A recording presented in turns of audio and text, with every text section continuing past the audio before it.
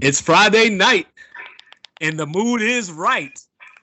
Actually, I don't know if we're going to get sued by ABC. Let me stop that. Welcome back to Sports Reports as ordered, everybody. Mike Wilson in the house, of course, with Raphael Rutley as always. You know where to find us on Instagram and Twitter and all that. And if you don't, it will be in your episode description on your podcast, and it will be on your YouTube when you go to YouTube to watch us. Please rate us, review us, give us 5 stars, spread the word to your friends, help us get out there, get ourselves noticed a little bit, and let us, announce ourselves to the world. We will leave you our email address as well. That way you can send us questions. You can send us suggestions for topics you might want us to touch on. Yes. Now, that being said, Mr. Rutley, what's happening? What's going on, man? You can see I'm in a different location. I don't know if y'all can see the hat. It says 801 Utah. Sometimes you got to take the show on the road. Decided to take it back to the U. So I've been out here for last few days, just kind of running and gunning. Shot down to Vegas for a day, just had a good time, So it's been a good run. So right. Well, I'm still down here in San Antonio thinking about driving to Louisiana this weekend, but I don't know. But but while we're here tonight, we're going to talk to you. We're going to recap the Super Bowl, lots of controversy, great game still, but we're going to recap that. We're going to talk about dynasties in sports. Is that a good thing? Is it a bad thing? Are people afraid that the Chiefs are going to become the Patriots? Then we're going to talk about the draft combine and is there a need for it?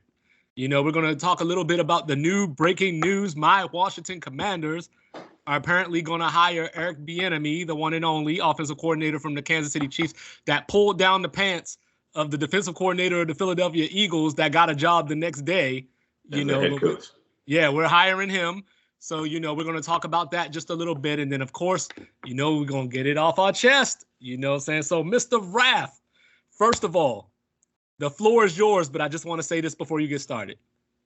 My man, I got to give him his flowers. He sat up here on this podcast last week and said this game between Philadelphia and Kansas City was going to come down to some kind of fumble, some kind of fluky little play. And what do we know? The ball bounced off Jalen Hurts' foot, and there was probably another fumble that got taken away, but the floor is yours. Like I said, man, it's when you watch sports as much as we do, we talk about it all the time. Like I said, the game was a toss-up. Eagles favored by 1.5. That's basically Vegas saying pick somebody. Mm-hmm. And like I said, I just had a feeling like it was going to turn. Because Jalen Hurts doesn't put the ball into danger, doesn't make a lot of mistakes. Patrick Mahomes doesn't throw it up, makes a lot of mistakes. The running backs only get about 8-10 carries a game, and then McKinnon gets a couple of catches. So it's not a lot of margin for error. So they don't make a lot of mistakes because they keep it very simple. I know it looks complicated because they run the score up and, they call on these plays. They're doing little herky-jerky dances in the circles and all that, but it was very simple. Philly, we knew what it was going to be on 3rd and 1, 3rd and 2, 4th and 1, 4th and 2. We all knew the play call. They needed, I don't even know if they call it in the huddle. I think people just go out there okay, it's 3rd and 1. All right, we know the play is. Don't worry about it, coach. Just save your energy. We've run in this play. So it was a great game. I don't think the call at the end marred it. I think it just was ill-timed. So it seems like it marred it. But the game was great. But if you have to keep it, let's keep it factual. Philly gave up points on every possession in the second half. 2 of their touchdowns were on the same play, ran on opposite sides. And then when Kansas City tried to run it again, he held them. So it's just Kansas City, like I said, we're getting to Bieniemy. They made the adjustment in the second half. I don't think Philly did anything wrong. I just think that the man-to-man defense, the man-to-man blitz packages just didn't work out in your favor. You can play that if anybody plays Madden. If you play somebody and they're playing man-to-man, you can call that little route and it'll work 99% of the time. Every once in a while, the defender is just the guy might lurk or whatever. But for the most part, it's just a hard route to cover, especially when you're stacked. Because one guy has to get over top of the other guy to ensure that he can get his press off. And then the other guy just zips back out. If you think it's a slant and you try to get over the top, and that dude just runs back out, there's nothing you can do. That's why those guys were so wide open, because the way they ran their man-to-man. I don't know if it was 0, maybe cover 1 blitz packages, or maybe it just was straight up cover 0. They sent both linebackers to the A-gap. It's like, if you don't get through, especially with Mahomes, I think if you look at those plays, the Tony route, Mahomes barely got the ball in his hand. He probably didn't even have the laces because he was so wide open off the snap because you can't get through all that mess when it's that compact. So that was the adjustment that they made. I think the 29-minute halftime really helped make the adjustments because they can like really make an adjustment, talk it through, make another one, talk it through. But at a 15-minute normal game, you might not be able to come through with that, oh, by the way, we want to do this. Oh, by the way, we want to do this. And I think Philly, they did a great job. Jalen Hurts, I mean, I don't think I've ever seen a better quarterback Super Bowl performance before. Even with Tom Brady with the comeback and all the yards and Nick Foles catching a touchdown in that, I don't think anybody can really ever say they've seen one guy. It was like a high school game. You know, and you see like when you see like an NFL player's highlights from when he was in high school and he looked like a man amongst boys. That's how Jalen Hurts looked in the Super Bowl. He was unstoppable. Every short conversion he got, goal line conversion he got, touchdowns he got, extra points. He was throwing deep out routes in the cover 2, connecting for touchdowns. I don't know what's the catch, what's not a catch. Devontae Smith one, maybe it was a catch, maybe it wasn't, who knows. But he still put that right on the money. I didn't realize until after the game, so the game Sunday, I didn't realize until like maybe Monday evening, like me and you were texting back and forth, that Patrick Mahomes didn't have 200 yards passing. His game looked like he had 300. Like every throw, every drive, it looked like he was putting up a lot of numbers. When you think about it, I think they had the ball like 23, 24 minutes. Philly had it like 36. But he was almost perfect in the second half, but he only had like 93 yards. Because there's Tony's kickoff return. I mean the whole game was just great. I don't care about the call. I don't think the call marred anything. I mean, did it cost Philly? Yeah, it did, but penalties cost you every week. Cincinnati, it cost them when he hit out of bounds. You can't have that penalty. You can do it early and get called for it, and you can make up for it, but you can't do it with less than 3 minutes left in the game, and you got one timeout. See, the best thing about doing this with your friend is that you can be real petty. So, you know, Daniel Jones, that's what it looks like when you throw for those little bit of yards and you get touchdown passes. Just saying. Anyway. Man, that's not even close. Anyway. He was throwing better passes. It's just that it would get turnovers. So, you know, so first of all, props to Jalen Hurts for breaking Steve McNair's Super Bowl rushing record for a quarterback. Props to Patrick Mahomes for being the first MVP since Kurt Warner in that same Super Bowl against the Titans, winning the Super Bowl MVP. So, you know, props all around the board to everybody because that was a great game. It came down to the wire. That's all you can ask for in a Super Bowl. But I remember a time where the most feared play in the NFL was Michael Vick taking off. You know what I mean? And, you know, nowadays maybe people feel that way about Lamar Jackson. But apparently Philadelphia showed us that the most feared thing in the NFL is Kansas City's jet sweep. Because I think that's what caught them in the motion plays on both of those touchdowns where they were waiting for that little flip or that little shovel pass. And, you know, Kansas City just went somewhere else with it, you know, by the way, called by Eric Bieniemy, apparently, you know. But, you know, I think that Philadelphia has no reason to hang their head. You know, I still don't know what a catch is. You know, as you mentioned, I didn't think the Dallas Goedert one was a catch until they played the replay and he actually got his foot back down before he squeezed it on his head. Yeah, so I thought Smith's was a catch. I didn't think Goddard's was a catch. I have no idea. I still don't really have a true full picture of if it was a fumble or not in the flat. You know, I'm still, you know, I'm still in the middle on. I can see it being a fumble. I can see it not being a fumble. Maybe you stick with what's called. I think the fumble, it says you have to have like a third move. The third foot they call it. They've been trying to rewrite these rules and trying to make it seem like it's clear, but it isn't. It makes it even less clear because Devontae Smith, the 2014 Dez caught it, like that was the same thing where like he went to the ground, even though he had it in the air, but he went to the ground, he hit it, it rolled, it came out. That was Devontae Smith. And then the year Philly and New England played the Super Bowl, they made an adjustment towards the end of the playoffs, like the playoffs saying, hey, and I think they sent the message out to the refs, like, yo, a catch is a catch. We're gonna call it a catch. Right. And then that following off season, they wrote the rules because there was a couple plays in that Philly Super Bowl. I think one of the running backs ran like a wheel route, and he caught it in the back of the end zone, but his hands came off of it a little bit. But he had it. His hands did this, and they thought he grabbed it. And they're like, "Hey, it's a catch," because they were trying to rewrite the rules so where a play like that doesn't impact the Super Bowl. So that season, they wrote the rules like, if you have the catch and you make like a third move, like that was I think that was my demarcation. The way they work is he the didn't have a third move. foot.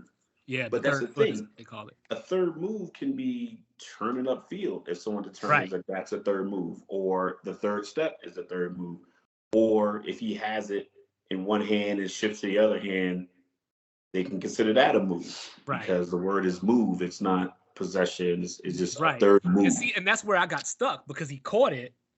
And I think he was like coming out of the turn. He was coming out of the turn. So he had made the turn. Didn't make the third his head was facing upfield. You know what I mean? And, before we go any further, props to Nick Bolton, who should have had that second touchdown, in my opinion. But, he played all 74 snaps for the Chiefs. And if it wasn't a such thing as Patrick Mahomes and Isaiah Pacheco would have got a couple of those touchdowns, Bolton would have probably been your Super Bowl MVP. When he got the first touchdown, I put $10 on him because he was still plus 10,000. Yeah, so $10 would have been $1,000. And so then he scooped up the second one after the Miles Sanders fumble, I guess. Right. So I had to write this down. Two touchdowns for a defensive player, that's guaranteed MVP. Yeah, so I had to write this down. He played all 74 snaps in the game, or defensive snaps for Kansas City. He had 7 solo tackles with 2 assists. And then I don't know, who keeps up with this stat, so I apologize for not citing you. But he was the first defender to the ball carrier on 5 different plays. He also did not give up any first downs in coverage. So the man played a game. I think that what bit Philly in the end was when we talked last week, the thing that I brought up was how Philly should have been able to run the ball on Kansas City. But Philly just didn't stick to the run. Now, you can argue they didn't have to, because everything else was working. Jalen Hurts was working. But, Philly only had 17 carries, when you don't include the rushes that Jalen Hurts had. So, but I think they put that in play deliberately because of that. Because Jalen Hurts, they caught a lot of those runs for him. Right. Honestly, I can look at this game, even with the Jalen Hurts fumble, they still went up at halftime by 10. Mm-hmm. I just think it was a game where it's the game we wanted. It's the game you want to see where each team plays great, and then it comes down to the final play. Mm-hmm. It just so happens a few plays before there was a penalty, but that happens a lot. A lot of games have penalties or calls that get reversed, whatever the case may be. But the game played out the way it was supposed to. I don't think Philly butchered any. I don't think Sirianni made bad calls. No. We had a missed field goal by Kansas City. They went down 10 at halftime. Their quarterback is limping off the field in between. I mean, everything you want and need in a football game of that magnitude. Rihanna out there playing Super Smash Brothers in her performance is just like everything you want in a football game occurred. I just think that people wanted to believe this narrative that a script or one team winning was better for the league than the other. Listen, we're going to talk about football now. We're going to talk about it next week. We're going to talk about it when the draft comes. We're going to talk about if Chicago's going to trade the number 1 pick. We're going to talk about football every week, no matter what this script or all this narratives that people talk about. So people are having this fake outrage thinking like, oh, listen, that Super Bowl game was great. And I was calling as I was watching it. I was like, yo, this is going to go down as one of the greatest Super Bowls we've ever seen. And that was when the score was like 7-7. Mm-hmm. The Philly got the ball back and they were moving. And then the fumble happened. I was like, yo, this is going to be one of those games that we're going to talk about for a while. Right. And when we were going into the game, one of the things that I pointed out as a strength was Philly's offensive line. Kansas City's offensive line earned their pay that day. They came out there and that zero sacks. That vaunted Philly defense could not get through. And, going back to their previous Super Bowl, the Super Bowl that they lost to Tampa Bay, it was all about the offensive line. So, it was great to see that turn around for them. But Miles Sanders, I was going to say, 7 carries for 16 yards, so I'm not necessarily focused on the yards, but I just would have thought that he would have gotten more carries than that. He got rocked. His first yeah, he did. And the ball. And Jalen Hurts, is, I guess, he's becoming a thrower, but what I was going to ask you was, what do you think about all this talk about the, they call it the tush push going away, where but it's clearly illegal. That's not legal. The Bush push Reggie Bush did against Matt Leinart in Notre Dame. It's against the rules. If a player pull, it's all like, you can't do that. You can't like push another player. Right. Like it's in the rule book, but they don't call it. Yeah, because you're taught to push the pile. Right. So every single time somebody pushed the pile, they would have to call it. So all you're doing is pushing the pile. Mm-hmm. And I know. I think they should get rid of it. I think you should just be able to stop it. Don't let me get the third one. I know Giants fans have to feel a certain way watching Kadarius Toney do his Dante Hall impression. He completely flipped the game. I mean, granted, obviously Patrick Mahomes had a lot to do with that, but this was a guy that was often hurt. Didn't play a lot, and when he did play, you could say he was a little bit of a disappointment from what the Giants probably thought they were getting. And the redemption story of Juju. Like, he was gone out of Pittsburgh, and a lot of people felt like maybe this was it for him, or maybe Kansas City was going to be that lifeline that could keep him in the league. But it's it for him. Only reason it was legit because Patrick Mahomes can throw the ball to anybody. Mm-hmm. Yeah. Juju has more energy for dudes on Twitter than he does on the football field. Like, he needs to stop. I'm sick of it. I'm sick of grown men beefing on the internet. Yeah, don't even get me started on Tiger Woods right now. Posting memes is like, I heard somebody say something once. It was like, yo, rap beef is funny because it's like you get in an argument with a dude and then go write a poem and tell him how mad you are. So it's like every time I see Juju beefing or Jackson Mahomes dancing behind his brother, I'm like, yo, can y'all chill out and recognize the moment? Like, stop being so selfish that you got to take over the moment, post it. Like, it's obnoxious. His career is going to be all right. He'll be, your typical third guy in Kansas City. He won't command that much money, and Patrick Mahomes will hit you if you open. Because he threw the ball to a tight end. I haven't seen him catch a pass all year, and I watch a lot of Kansas City games on like a crucial 2nd and 12 or something like that, and he caught it for a first down. Mm-hmm. So the guy's just special. Like I said, it just was special to watch because, like I said, he threw for 182 yards. Yep. 182 yards, and it felt like 382. So how impactful those throws were. How do you like Juju and Kelsey looking at the line confused or whatever that was, like their bootleg? We don't know what's going on. I like that. That was pretty awesome. It's like the wrong ball trick. You ever see the youth football game? It's like wrong ball. Yeah. I like it. I think you should have fun. It's a game. Yeah, it took me back. When it comes down to it, it's a game. Honestly, showing my age right now, it took me back to the Marino fake spike against the Jets. That's what it took me back to. Like one of the best plays ever, But so with that being said, so should I just prepare for Kansas City to be in the Super Bowl next year? Or if I say Kansas City's not going to make the Super Bowl next year, are they going to make the Super Bowl and say they said we weren't going to make the Super Bowl and that's what the season is all about? I think because we had this conversation last year when people were saying, because Tyreek went to Miami, Patrick Mahomes going to get exposed. It's like, he throws the ball to everybody.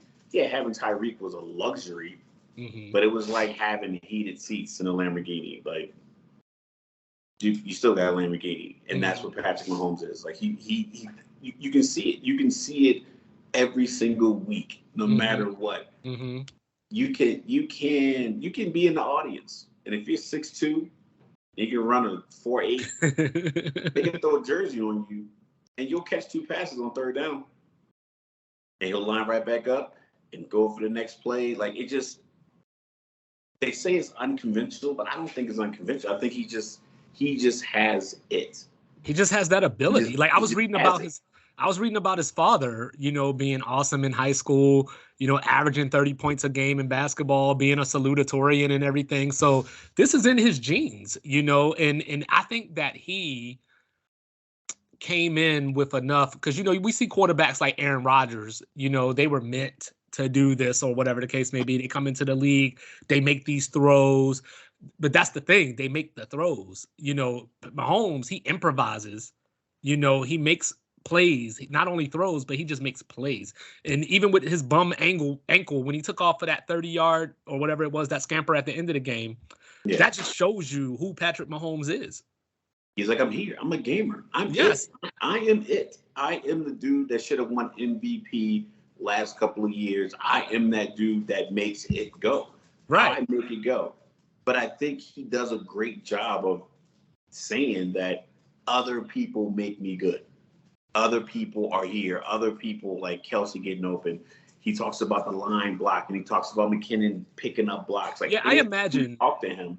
He says that. He doesn't say anything about. He says that guy ran a great route, and I just had to put the ball on him. Like, that's what he said. I think he honestly believes that.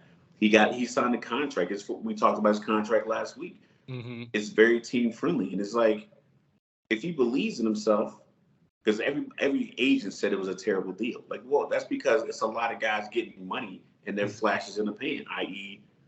Carson Wentz getting his money. Baker Mayfield was up to get money. Like, think about that. Baker Mayfield was up for an extension last year. Didn't get one. Kirk Cousins got his franchise money. So, like, everybody that's up for the money, Stafford got his money from Detroit. Everybody's up for the money is not really built for your franchise. They're just up for the money. Patrick Mahomes was up for the bag, got it, but he made sure that, like, I'm going to be able to pay everyone. Tyreek just wanted $30 million. Like, you can't pay a wide receiver $30 million. I think we did the math. I don't think Patrick Mahomes is getting $30 million. He's not. He's getting, like, bonuses that are like $32 million. Mm-hmm. I'm still, all they did all the cap math and everything else. And and it worked out, because before Tyreek Hill's quarterback couldn't wake up, he was in the MVP conversation. So it worked out for both sides, and I think that Kansas City 5 picks. Kansas City has 5 picks. Mm-hmm. So with that being said, Mr. Rutley, Kansas City a dynasty?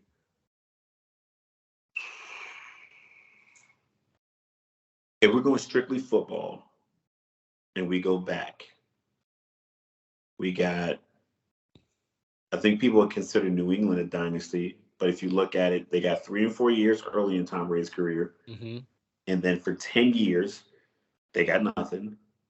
And then they got 3 more for 4 years, and then he left, and then he got the one with Tampa Bay.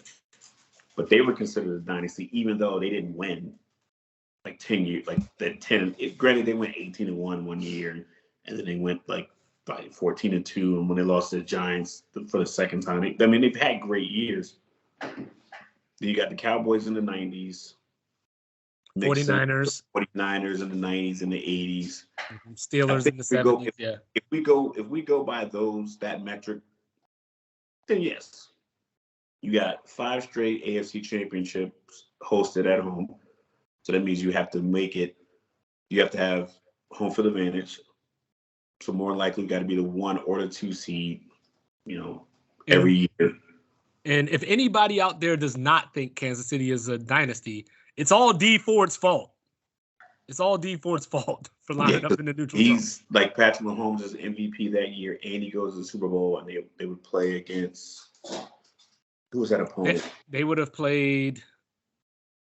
I'm having a brain. I lost it. I lost it. Oh, was that the Philly year? The Philly special. That was the Philly special year? Yeah. Was it? Yeah, I think that was the Philly special year. No, it was the Rams year. Jared Goff. Yeah, it was the Rams year. Yeah, that was Jared Goff Rams year. It's the year after. I deployed that year. So, but that being said, I say they're a dynasty based off the previous decades of, just like I said, we just look at football. We're not looking at the 3 peats of basketball with Jordan winning 6 out of 8 years, or Golden State, because basketball is a little different because you can keep your team together a little bit easier in basketball. But for football, you got 53 men on the active roster, like 26 of them are gone every year. Like you bring back like 35 players for the most part on every team. Like they're just cycling players in and out. So you bring about 35 players back every year. So to do that and still host AFC championships, go to 3 Super Bowls, be down 10 in both of those Super Bowls and still win.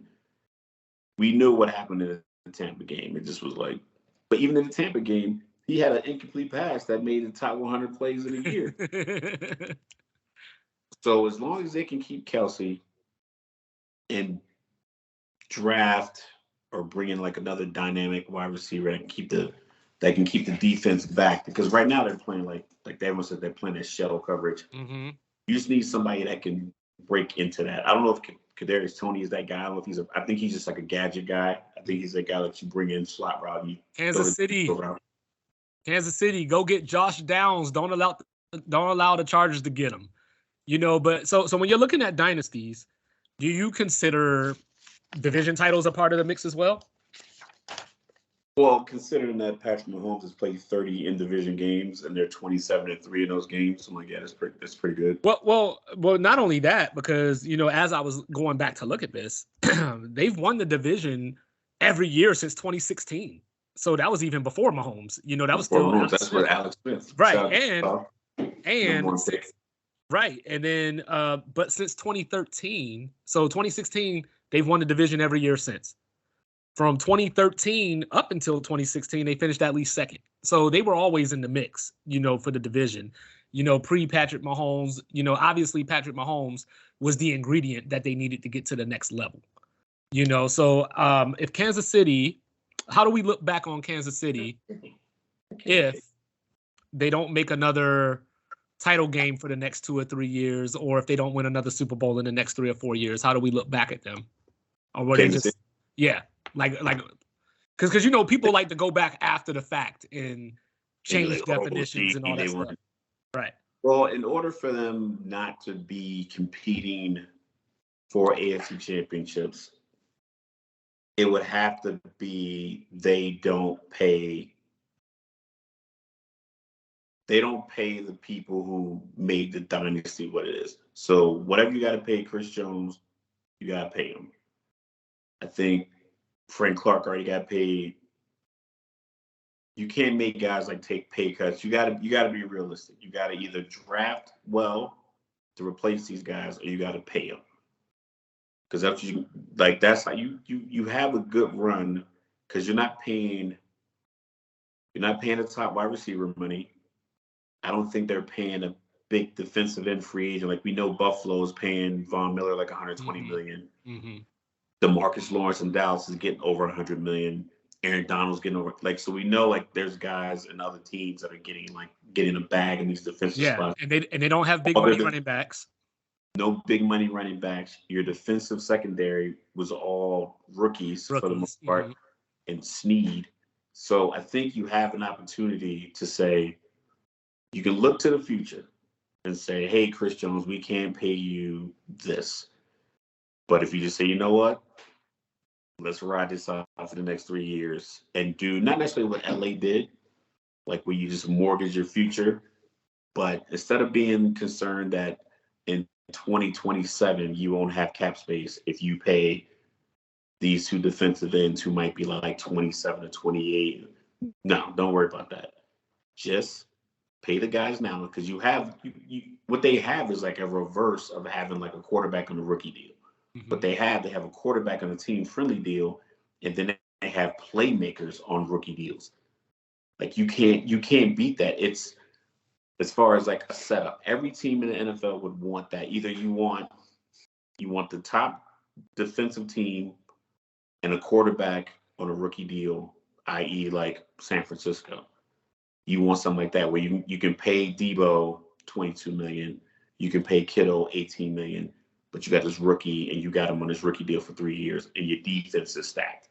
Young talent, guys that you paid, and then they starting to outplay their contract. So you have that. So that works out. Philly's the same way. Philly has a lot of like older guys that aren't getting big money, but they're like cores to the team. So you can keep that going. So I don't know how much they got to pay Jalen Hurts. I don't know if he has the luxury of being able to take a Mahomes deal. because I think they play differently. You're going to run me this much. I can't rest on the fact, like, they don't run quarterback sneaks for Mahomes anymore because that Thomas Lee got dislocated. That was like 3 years ago. He don't run quarterback sneaks anymore. All right, because so I got twisted his leg. Okay, so I got two more questions for you. I think they got a chance to be competing for Super Bowls realistically next season and the season after that. And I think guys like I think a guy like T. Higgins. Mm-hmm. I don't know what his bag request is, but I think he's looking around like, they don't have a number one guy in Kansas City. I can be a number one guy in Kansas City. I don't know how they make that happen, but I think guys start looking at it that way, like, oh, they have cap space. Maybe I slide over there. So without getting too deep into the Bieniemy topic, what do you think that impact of him not being there is in potentially bringing back Nagy? Or does it matter because Andy Reid is the conductor? So this is what's going to happen. Matt Nagy's going to be wearing a headset, right? And the one's going to be Andy Reid telling him what plays to call. And then Matt Nagy's mouthpiece is going to be connected to this one. And he's going to tell Mahomes what the play is. That's it. Just that simple? That's it, yeah. All right. Well, there are options out there for Kansas City. Like, I don't know how much money they want to spend, but but apparently, DeAndre Hopkins is a trade target potentially for a lot of teams. I don't know if that's the move. I don't know if you want to draft a guy to be your number one. So I think they would probably look at the free agent market. But then again, they could get caught up in that trap of look at what Mahomes did without a number one receiver. Look at Lamar Jackson. He's still waiting for one. Lamar can't buy a wide receiver. That's why I told half the league from Miami. Hey, you remember what I told you? He related to like 3 dudes in the league. You remember what I told you? You remember what I told you when they said that Jaylen Brown was potentially on the table for KD? Get the F out of my office. That's Lamar Jackson walking into the office and saying, go get me DeAndre Hopkins. Go get me T. Higgins. Go get me, or I'm getting the F out of your office. See, I like DeAndre Hopkins with Lamar because I think without a doubt he will be the number one wide receiver target. I'm not so sure if DeAndre Hopkins and Patrick Mahomes work because, like Patrick Mahomes said at the beginning of this press conference, like, hey, I'm sorry to the fantasy guys, but every week is going to be a different guy. Mm-hmm. Like the week that Kelsey had 4 touchdowns, he had 26 yards receiving. So, like, he wasn't targeting him all the way down the field. He just was like, yo, he's my best red zone target. Mm-hmm. So, I'm not saying that DeAndre is like a diva wide receiver, but I know he's a bona fide one. Mm-hmm. And he's gone from Houston, where he was the one, and he had everybody throwing the ball. Then he goes to Arizona, and he has Kyler Murray throwing the ball, and it just doesn't work out. I just don't know if he can come into Kansas City and be like, all right, now let me take a step back, because I think he felt like people probably are forgetting that he's a number one guy. But the last time we seen him play like a number one, he was in Houston, and people didn't really watch in Houston. So that's back when he was getting away with those Michael Irvin push-offs too. Listen, Michael Irvin hit you with that elbow in a heartbeat. He'd run, he'd wait on it. All right. Elbow. So do you think that, like, long story short, are people afraid that the Chiefs are becoming the Patriots? Yes. Okay. Because they can beat your favorite team. They can beat your favorite team because where every team has a hole, mm-hmm. they have something to compensate for that. Like, they say Kansas City doesn't run the ball well. They don't run it a lot. But what they do is spread you out. And one drive, like Pacheco, they just kept giving them the ball. Yeah. Pop one. One of these is going to pop. Just keep giving them the ball. One of these is going to pop. Like, Pacheco scares me. We can throw him. Pacheco scares me a little bit, man. That dude be running that ball like he Adrian Peterson or something. Like, he runs hard. You know what I mean? Jersey. That's what it is. It's a Jersey thing. Like, go to Millville. It's a tough. But don't forget. And he has a tough story. Like his brother got killed. His sister got killed by her child's father. So it's like He's from a tough area and a tough life, and people really like. I'm a lot of my friends from down there. A couple of my friends from down there. So like Super Bowl, a lot of them are Eagles fans because Millville is right across the way from Philly. Like that was where they hung out. So Jersey is basically divided. Central Jersey, you either Philly or Giants fan. Further you go north, you're more Giants. South, you're more Eagles. So no Jets in there? The Jets are mainly people in like Long Island, Staten Island. They're Jet fans. So the islands, the New York Islands, they're Jet fans. Jersey are Giants fans. I know it seems crazy, but like the Jet fans are mostly Met fans. Giant fans are Yankee fans. Yep. The Islander fans, and then the Yankee fans are Ranger fans. Then you got the Knicks. They're like Knicks fans, Yankee fans, Giants. Like they're all the same like group, same thing. So, yeah. But the way he runs the ball, he runs it tough. He runs it like he doesn't care that he is using his shoulder to go through your chest. And so Kansas City can do that. We talked about Buffalo. Buffalo could be competing for champion. They could be an AFC championship every year. If they would just listen to all the people who talk about them and say, they don't run the ball enough. It's not even like a big crazy analysis. It's not like on those plays in that Miami playoff game. Miami had no business having an opportunity to take the lead and win that game in the fourth quarter. But on like 3rd and 2, he's throwing deep bombs. It's like, just run it. Right. Beat them with like offensive linemen run the ball. Quentin Nelson for the Colts, he wears a hat on the sideline that says run the damn ball.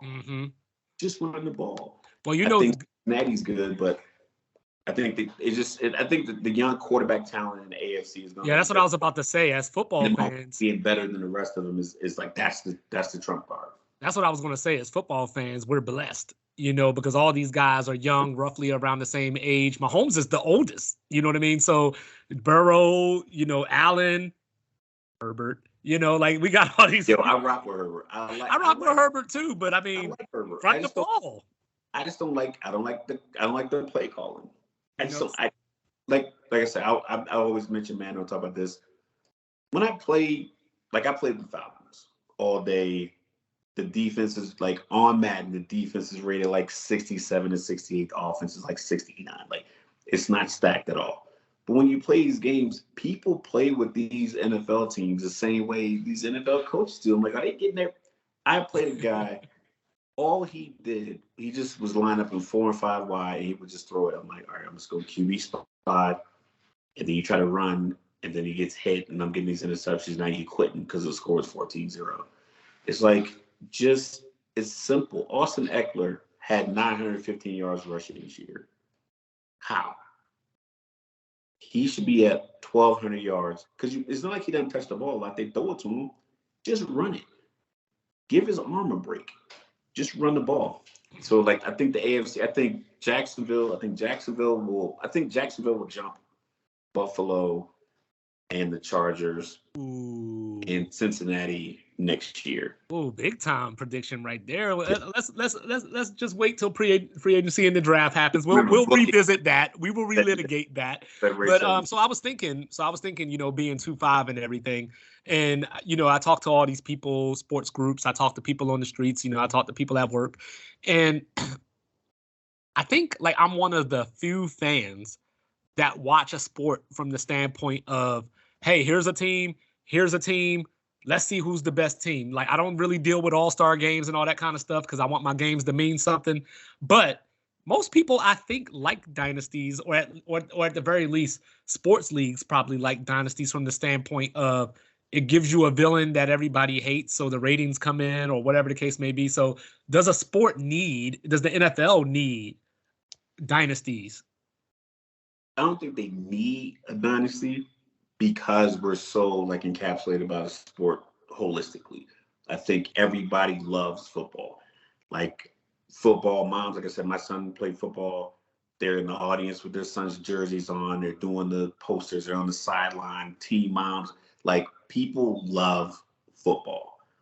Like, they love it more than My sons play lacrosse, baseball, basketball. He wrestled football.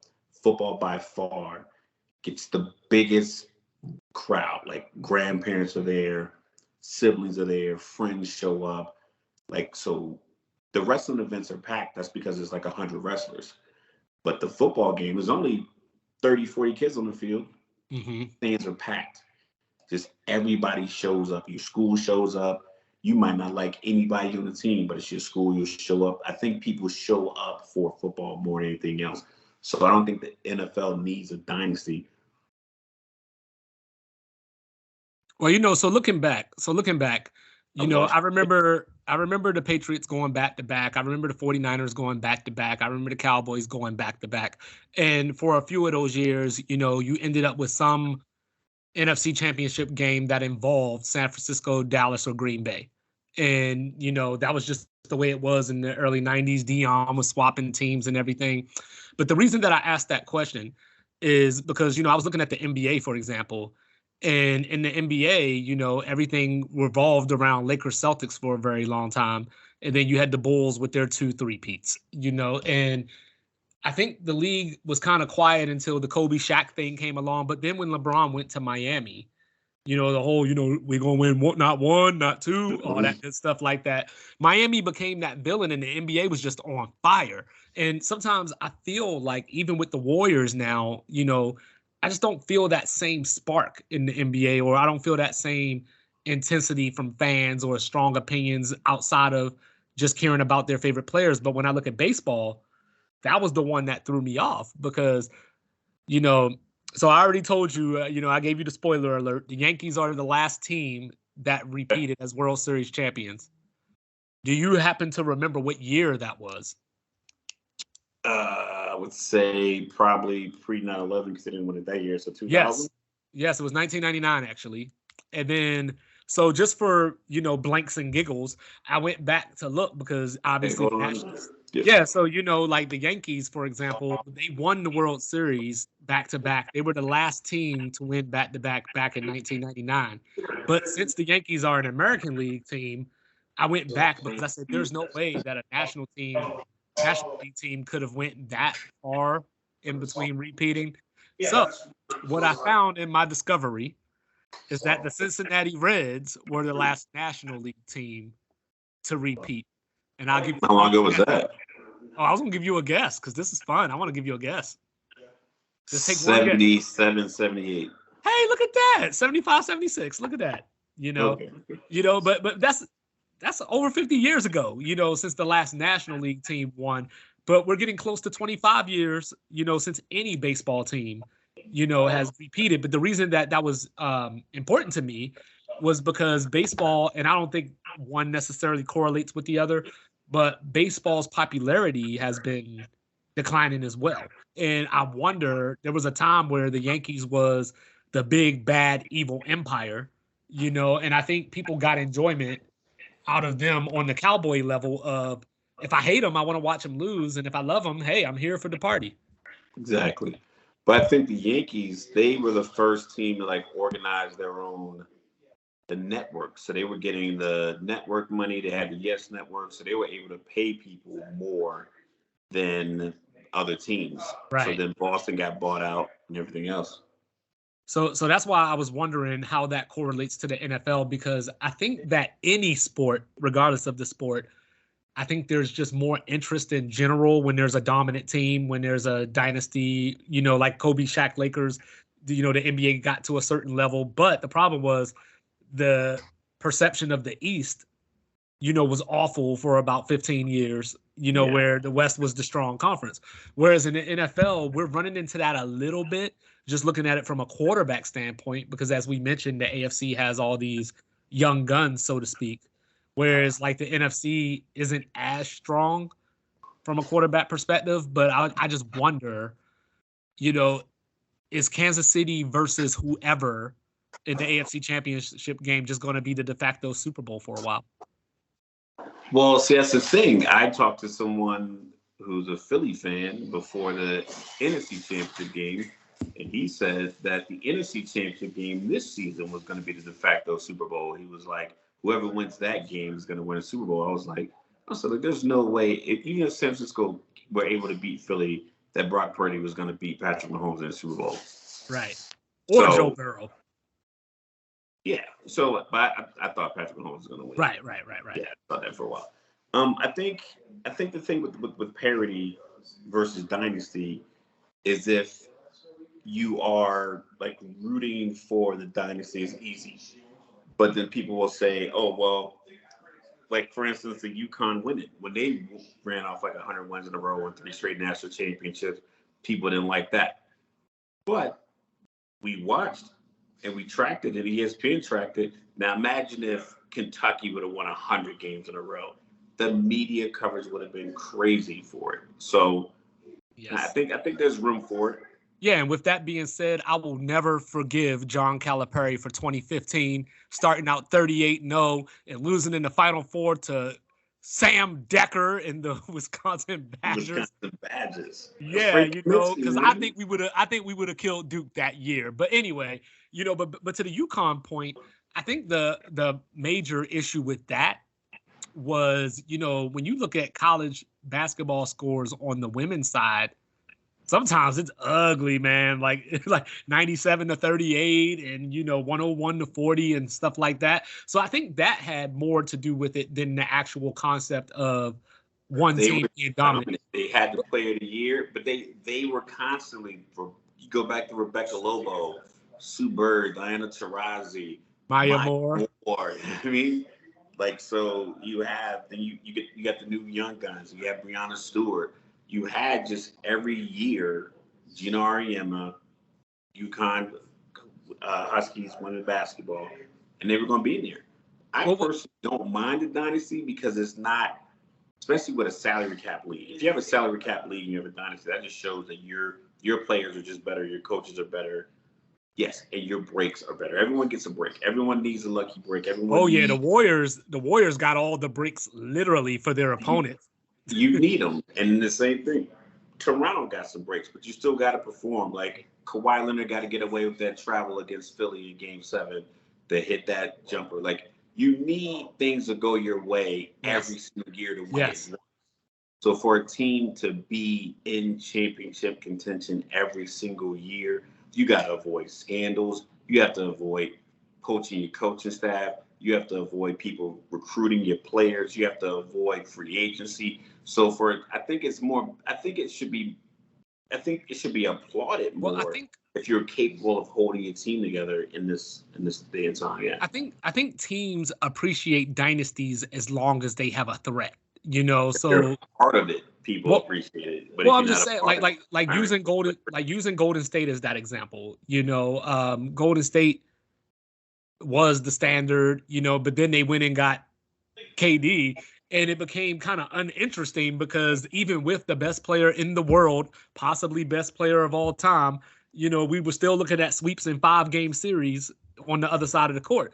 So I think that's where the league just, because even with Miami, when LeBron went to Miami, was a free agent move. It was. One player could make the ultimate difference. It was a punk move. That's what it was. It was a punk move. That's the dynasty thing in basketball, and the reason that it doesn't have the same vigor to it is that we've seen it happen to where Miami adds Chris Bosh and LeBron James, and then you get a guy like Mike Miller to come play for peanuts. Shane Battier out there playing for Ray Allen.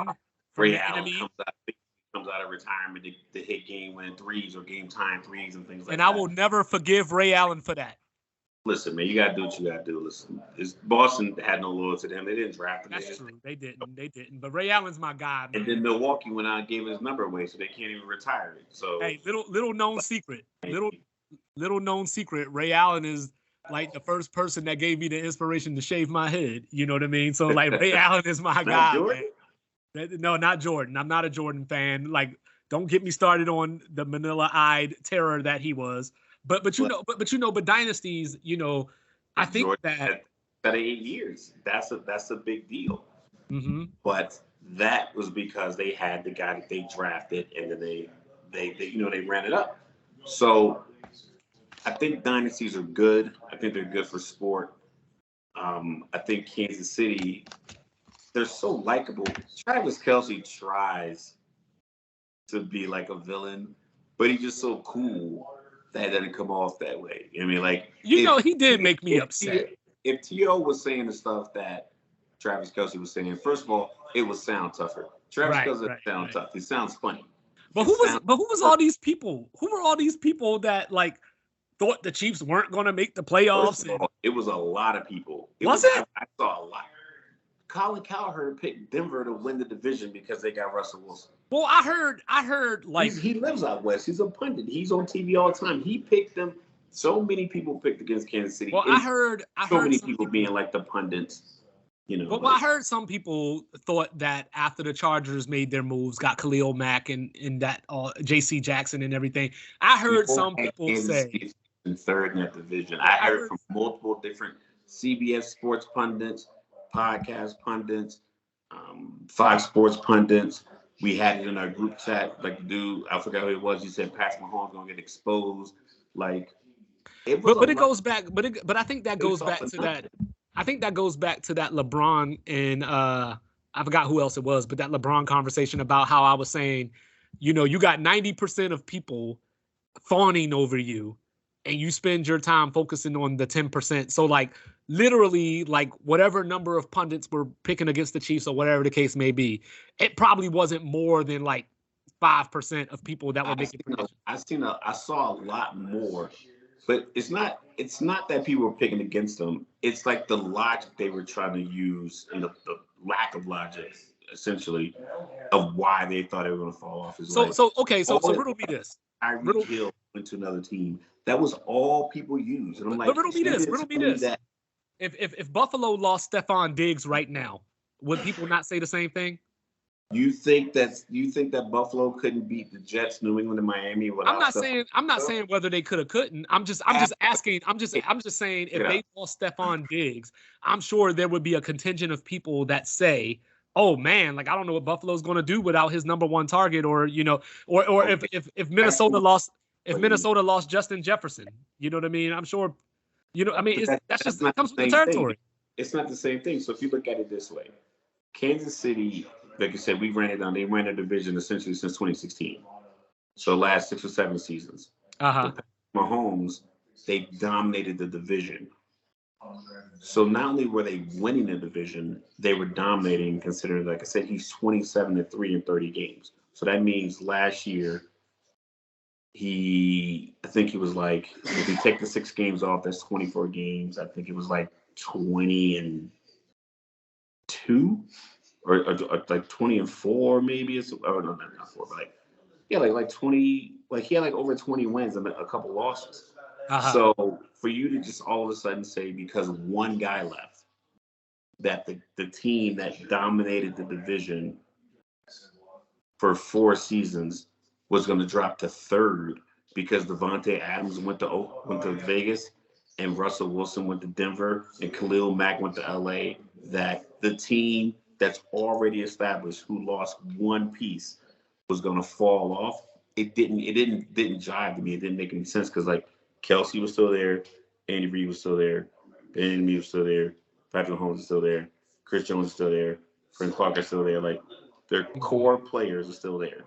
Right. And they replaced Juju replaced Tyreek Hill with just shorter threats. Like, yo, you're not going to go deep. You 3 are going to catch the 90 passes that he would have caught here. Mm-hmm. But I don't think people were picking them to go like 6-11 or something like that. No, I think, but it's like there was no real reason to pick against him. All right, so other than hope. And I think people hope that dynasties fall apart instead of looking at object. Like I don't think Buffalo's going to fall apart. I think Buffalo wins the AFC East again next year because I think their core players are better than the rest of the division. Hey, I don't know, man. Aaron Rodgers might come up in there and be rejuvenated in that division. I don't know. Aaron Rodgers doesn't bring anybody back. He is not that kind of player. He's a front player. He is. He definitely is. He reminds me of Steph Curry in that way. More to come on that. He reminds me of like a Cam Newton or a Baker Mayfield. Mm-hmm. So off the hit. So where are we overall? So dynasties are good for sports? I think dynasties are good for sport because I think you need something for people to galvanize around. I think baseball just hasn't tried to create an inclusive audience. They're awful at marketing, first of all, but like they play these games at 1:00 in the afternoon on a Wednesday. Well, I was talking to a guy at work yesterday. I literally, for the life of me, if you showed me a picture of, say, 5 baseball players, like not in uniform, but just like in suits or whatever the case, I could not tell you which one of those people are Mike Trout. Like, I would probably pick the tallest one. You know what I mean? Like, that's what I'm saying. I have no idea. He's also from Millville, New Jersey. But there's baseball players that I could pick out. You know what I mean? I could pick out Justin Turner. I could pick out Clayton Kershaw. I could pick out, just all. I cannot pick out this guy who is the best player in baseball, and people say he's a top 10 player of all time. Because baseball, like I said, we talked about this before. Baseball, you can go up there and individually have a great year, and the team not do well, and your numbers will say it's not your fault.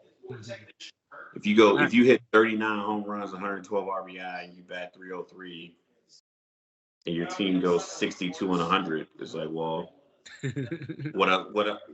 get my individual or your golden, like you want a golden glove. Yeah. If you make golden glove center fielder, your team is 62 and 100, and you can have a career year. Yeah, old Barry Bonds never won the World NBA, Series. If you average 29, 9, and 9 in the NBA, but your team is 35 and 47, people are like, yo, you only got 35 wins. But in baseball, they don't say you only got 35 wins. They treat individual numbers like your individual number because you're the only person in the box at that point. Right. So you did your. So now that we settled on dynasties are good for sports, is the NFL Combine good for the NFL? No. Excuse me. No. I think it's good to keep that week of entertainment when we didn't have this 24/7 news cycle.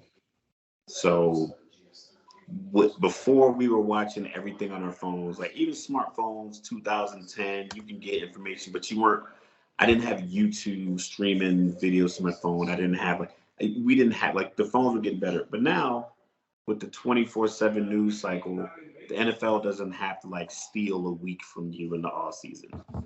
You can just put all the pro days on TV and we're going to watch them the same way.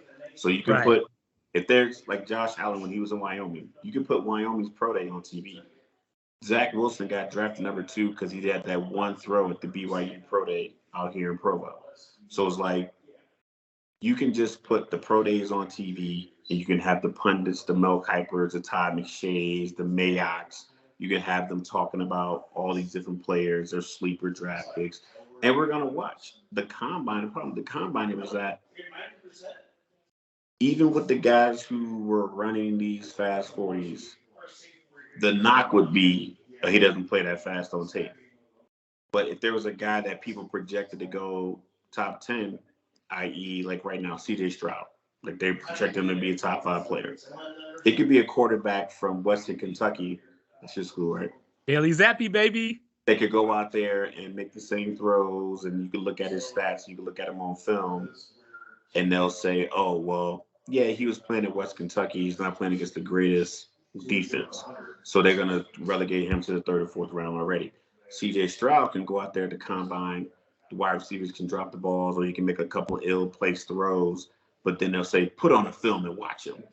So it became like irrelevant to where it's like, oh, yeah, I know he just ran a 4.6, but when you put the tape on, like that was like the caveat to, yeah, this doesn't really mean anything because you got a guy who runs a 4.3 and he has a broad jump of 11 feet. But he said, when you put the tape on, he gets beat man coverage a lot. It's like, so why is he there? So what is he doing? Like, either you're going to put the tape on and say he's good or he isn't, or you're going to put the Combine information out there and say that's what makes him good. So really it just becomes this intrusive, invasive interview process to where you're asking Dez Bryant if his mom was a prostitute.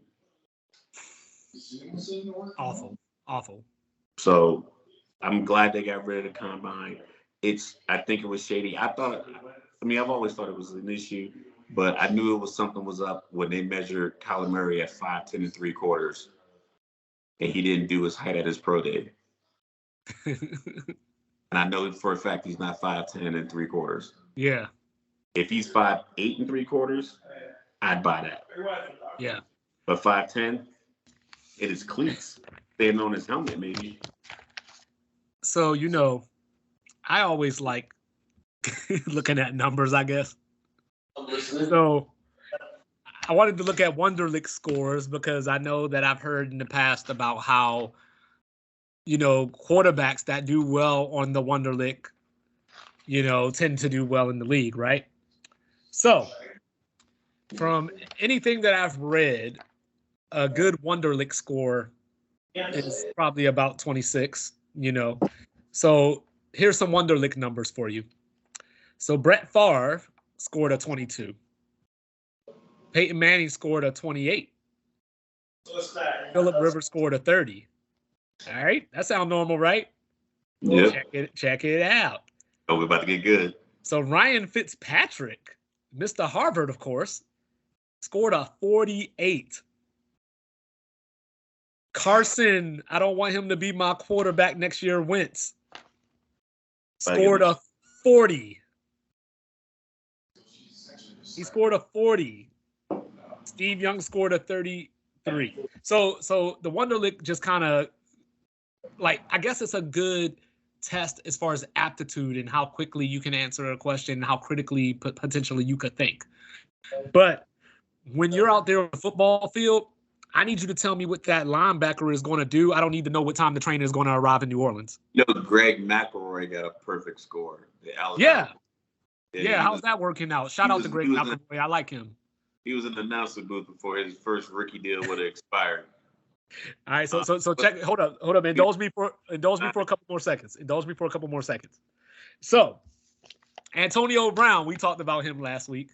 About how he's a Hall of Fame talent, but but he ain't. No, I don't have a score. But what I have, so we do the combine, and I guess the point of this is to see how fast people are, how strong they are, so on and so forth, and then you can project down the road what they're going to be. So Antonio Brown, he ran a 4.56, which ain't bad, but he only repped 13 times on the bench, and he only had a 33.5 vertical. He was considered average in the shuttle in the 3-cone drills, and he went in the 6th round. Because he couldn't lift enough weights. And then one more that I wanted to point out real quick before I hand it back to you. Calais Campbell, great player. He ran a 5.0440. Maybe we don't care about that because of his position.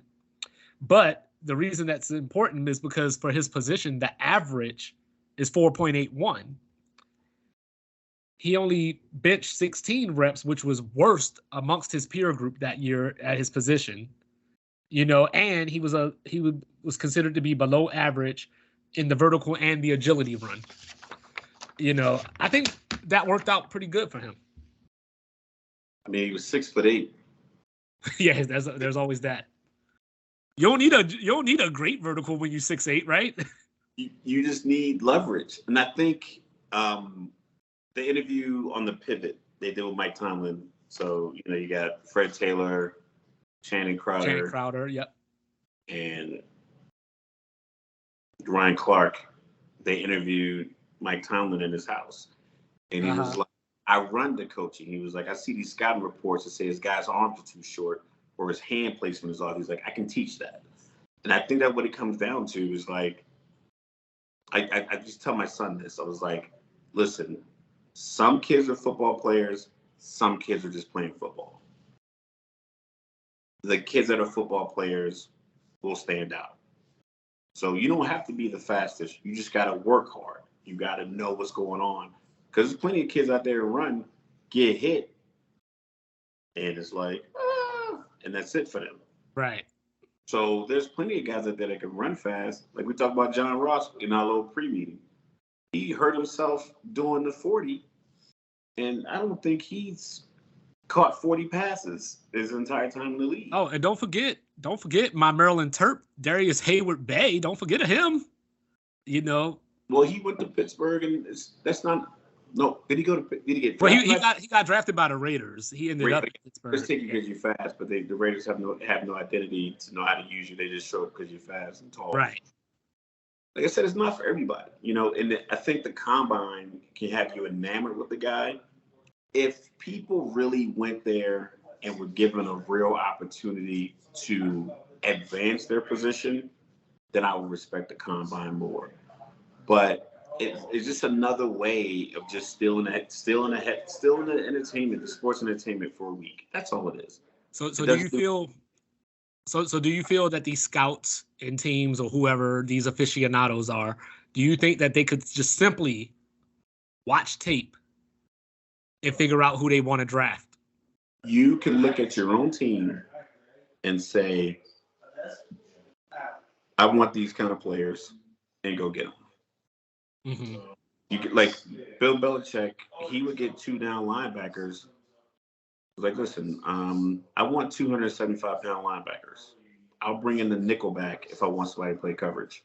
But right now, I need you. Yeah, you run a 4-8, cool. I need you to run that 4-8 until this hole and stop up the fullback so he doesn't get a good block, so we can get penetration with defensive tackles. Like that's. I just need you guys to eat up blocks so we can get tackles. I don't need you to be a freak dynamically to where you can do everything on the field, but you can't do it all effectively. Like, don't tell me what you can't do. Show me what you can do. So if I got a guy who can only play 2 downs, then I'm only gonna put that guy in for 2 downs. But if you play ass off for 2 downs, you can be effective.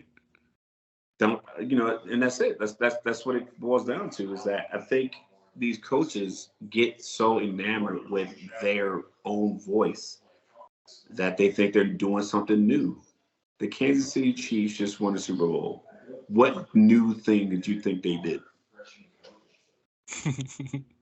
Like what overly creative thing did they do? They played tough up front on both sides of the ball, no sacks allowed, and they pressured Jalen Hurts. Yes, granted he scrambled.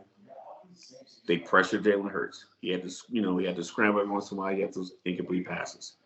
They were game tackling. Bolton, first of the tackle. I think Chris Jones got to Jalen Hurts maybe once or twice.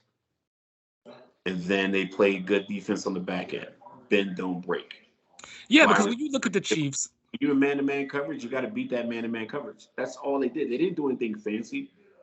And that's the thing. I think people look at the combine like this guy's going to be like this. No, just get good players that fit your scheme. Identify what your scheme is. Get the players that fit your scheme. Teach them that scheme and make it work. Right. It's not that complicated of a process. I think people make it more complicated than it is because you want to feel like a genius. Bill Belichick doesn't do genius stuff. Yeah. I know what he does. I don't work for the NFL. His linebackers are big.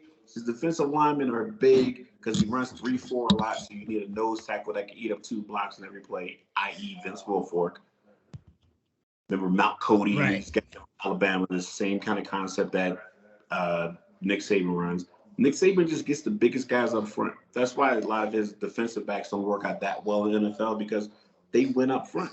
Their linebackers are great tacklers because the defensive linemen eat up blocks. So if you get a linebacker from Alabama, he's going to be a great tackler because he is in charge. Like, his whole job is making all the tackles. Those 3 linebackers make the tackles. Like, that's because that's the scheme. So is there anything when the combine was going on, was there anything that you as an individual, I guess, prioritized over other things? Like, was there a certain drill or was there something that you could look at a position group, like a receiver maybe, and then you go, I see something? Or is it just basically like it was a crapshoot either way, regardless of what they did? It was a crapshoot. And a lot of the drills I don't know if all of them really translated. It's like, especially like that defensive back drill when they like move the ball and I'm like, yeah, of course, the guy's out there by himself. He's not chasing the wide receiver around. Everybody looks good. 19, 20, 20, well, at this point, like 20, 21, 22 years old in like shorts and an Under Armour shirt with their number on it, running. Like, they're all muscular. They're all tall. They're all athletic. They're all healthy. Like, everything. They got it all. can you put him on the field in pads and have him make the play? Well, I think that's what got me about like throwing drills and like pro days and things like that, where you're just throwing the ball like, to the sideline 10 yards and everybody's like, oh, he can make all the throws. And I'm like, but did you see that throw against Michigan in the big house on 4th down? Like, so that's where for me the tape stands out more, because especially if I'm looking at a quarterback, like if I'm looking at Bryce Young, for example, another semi-little dude, what is he going to show me that if I'm the Houston Texans, what is he going to show me that is going to make me go, ooh, don't know if we can get him, unless you just like CJ Stroud being tall. Yeah, it's exactly right. You gotta. Honestly, I'm truly, I don't want to like disparage, our future audience or any GMs or anybody that wanted to have us on there, but I think these guys are winging it. I think they're listening to what they hear on TV, and they just go with it. So Mel Kiper and Todd McShay doing all the work. I do not think that the scouts, because have you ever seen? I think Dan Patrick does this. He has I think normally it's like the week of the Super Bowl. I don't know if he did it this year, but he would give guys their scouting report. J.J. Watt, Drew Brees, Cam Newton, these guys who've had some success in the league. He would give them their scouting report. Like, yo, just read this real quick. Let's, and it's so off. Yeah. So off, like Cam Newton, it was like inability to read NFL defenses, and then in his first two games, he throws for over 800 yards in 2 games. He broke the record. Yeah, even Aaron Rodgers was like, "Yo, once this guy figures this out, he's gonna have it." Granted, his career didn't have like that Aaron Rodgers like stat like, but he won MVP, went to the Super Bowl. Sometimes that's all you're gonna get. Like, it's a tough sport. You're not gonna get 10 Super Bowls like you got with Brady. You're not gonna get Peyton Manning breaking records on 2 different teams. You know what? That's my homework assignment. They're just winging it, and I think teams that are drafting are just drafting based off what they read on CBSSports.com. Yeah, see, I'm about to give myself a homework assignment because it never stops. I'm about to go back and look at these numbers and see why the hell somebody decided to take Alex Smith over Aaron Rodgers. Because maybe it was the Wonderlick. They won a BCS bowl game. Maybe it was the Wonderlick. Aaron Rodgers, if you go back to his Cal tape, his throw motion was awful. Like, he had the ball like tucked into here. It was not fluid. Whereas Alex Smith looked like a playmaker in the Urban Meyer's offense, and he got Utah to undefeated season. Granted, they beat Pitt in their BCS bowl game, but I know another quarterback that was sub 50% completion percentage that looked great in Urban Meyer's offense too. Yeah. In the first round, just like got drafted in the first round. Why? And somehow the dude that drafted him in the first round is a head coach today. Ain't that something? Got a guy who just signed an extension last year. I'm thinking, we know what the problem is. The problem not quarterback. The problem where it's a visor on the sideline that thinks he's Bill Belichick Jr. The real sports fans know who we're talking about. Oh, is that what it is? I've never been a fan of his. I've never been a fan of his, mainly because the way he played the Colts and the way he performed in Denver, and then went and played the Colts the way he did. It was like, come on, man. Like, you don't have the leverage to pull that off. Like, if he wasn't a New England disciple, he's not. Bieniemy can't do that. Brandon Staley couldn't do that. You know what? I gotta give you.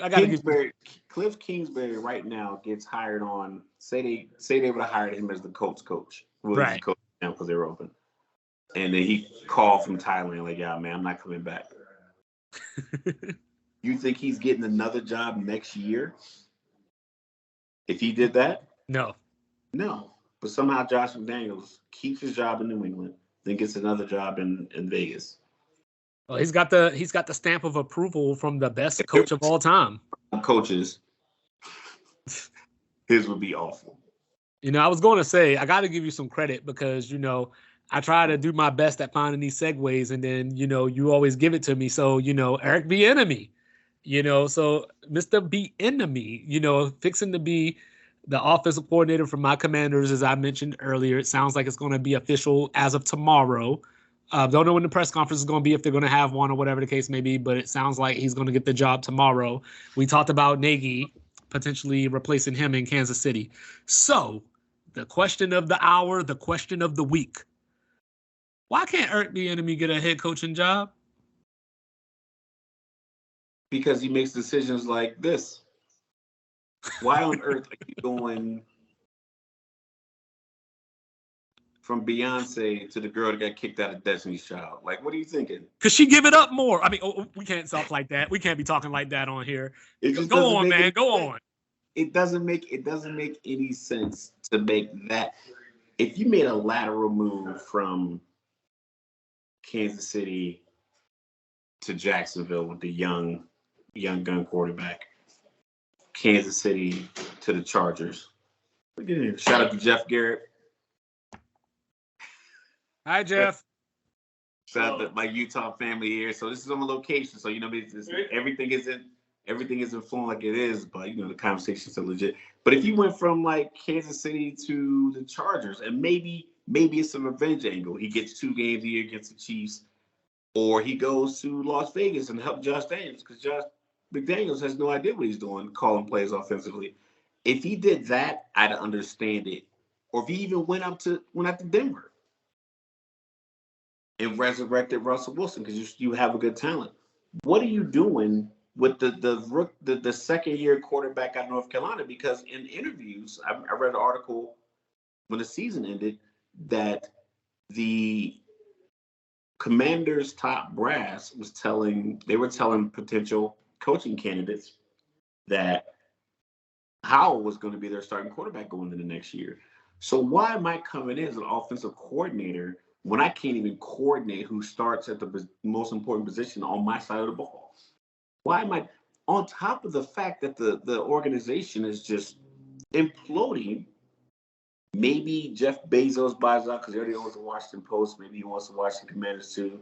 He wants, double deck like your fantasy football team when you get to start and running back at his backup. But why would you want to be? Why would you want to be involved in that organization, considering that I don't know if all the investigations played out yet? It just doesn't seem like it's how we were talking about Arizona. Like I was talking conversation with my father. It doesn't seem like there is a future there because of the current chaos. Because if he doesn't bring that Kansas City Chiefs 28 points a game offense to Washington, you think he's going to get a head coaching job after that? So I don't know who's in his ear. I don't know if Kansas City didn't give him a raise. I wish he would hit me on Twitter, Fear My Wrath, or hit me on Instagram. Because I tell him, whoever you talking to, they're lying to you. Even if you get a pay raise, that's not the place to take it. Sometimes the money is not the most important thing. He could have leveraged that, maybe got more money from Kansas City, but whatever he got, whatever conversation he got to go to the Washington Commanders, I think it's showing why he's not a head coach. Because that's a bad move. That's a terrible move. I can't even no, it's not a good move. See, I don't know why you put me in these positions like this, because I don't want to come across as biased Commander guy. But I got a couple of answers and theories for you. So for one, going back to something you said, saying I like this paper printout now. It's kind of cool. Yeah. You mentioned potentially going to Denver and resurrecting Russell Wilson. You really think he going to get the credit for that? He got Sean Payton over there. That's who's going to get all the credit as being the quarterback whisperer. The same thing that's happening in Kansas City right now is Andy Reid is too big of a shadow looming over him. Now, I don't think so, because I think so. Has been his advocate every year. He has, but you also remember, right? I've had these conversations. I can't remember if me and you had a similar conversation, but pardon me for a second because I'm going to be that guy for a second. But we always talk about how as a black man versus a white man, there's certain things that you get away with. There's certain things that you're forgiven for, so on and so forth. So, for example, when we saw Bill O'Brien and Tom Brady going at it, my reaction was like, who the hell is this dude yelling at Tom Brady? But everybody else was like, yo, he's tough. He's holding them accountable. That's a great leadership trait. But then we saw Mahomes and Eric Bieniemy in Indianapolis earlier this year have the confrontation or whatever it was. And that turned into like, you can't get along with Patrick Mahomes, and everybody was going nuts. And, it was like this big deal about, so, when I think if I was Eric Bieniemy, I agree with you that Washington is not the team probably, But I think that the move is relevant from the standpoint that he watched Nagy get jobs. We all watched Nagy get a job that he sucked at. We watched Peterson get a job. And then 5 made the playoffs one year with Mitchell Trubisky. He just I think you get a couple of good runs. Well, it went sour, you know what I mean? Yeah, but you had Peterson, you know, he went and won a Super Bowl. You know what I mean? So, of course, you can do the whole, like, hey, we did this before. And what I learned this week that I didn't know prior to this, because we always make the joke, is Eric Bieniemy calling the plays. What I didn't know is that Nagy and Peterson weren't either. You know what I mean? So there's not a correlation. Andy Reid didn't call plays before he became a head coach. You know, like this happens. You know what I mean? So this is where, as I'm Eric Bieniemy and I'm looking at the landscape, and, you know, let me get my handy dandy note here. You know, so Eric Bieniemy over his career has had 16 head coaching interview jobs across 15 teams. So out of all the positions that he interviewed for, 7 of the coaches that got hired for the job that he applied for were coaches that had got fired before. You know what I'm saying? Including the one in, you know. So this is where, as I'm Eric Bieniemy, just sitting there frustrated. Why can't I get a job? You know, I'd have won the Super Bowl twice in the last 4 years. I was the one that told Andy Reid that these dudes can't cover our motion because this jet sweep is in their brain, and got these 2 touchdowns. But the same dude that I just exposed got a job 2 days later. You know what I mean? The same guy that my offense outperformed in the second half, at least, just got a job the day after the Super Bowl. I mean, never mind tampering and all that, but he got the job the next day after the Super Bowl. So if I'm Eric Bieniemy, I have to make some kind of move to show that I'm not a product of Andy Reid, that I'm not a product of Patrick Mahomes. I get that, but every coordinator is a product of the players they have around him. He had a luxury with the players that he had, and maybe he is just not good at presenting himself to be a head coach. That is a real possibility. Yes. Some people just aren't good selling themselves. Yes. Some people just are not good at being in a room and being able to say, hey, I am this person. This is what I provide. This is what I can do. This is how I can galvanize people. Some people just aren't wired to do it. So 0 for 16 and head coaching interviews, it can't just be that he's black, because Houston made 2 bad black hires the last couple of years and fired both of them.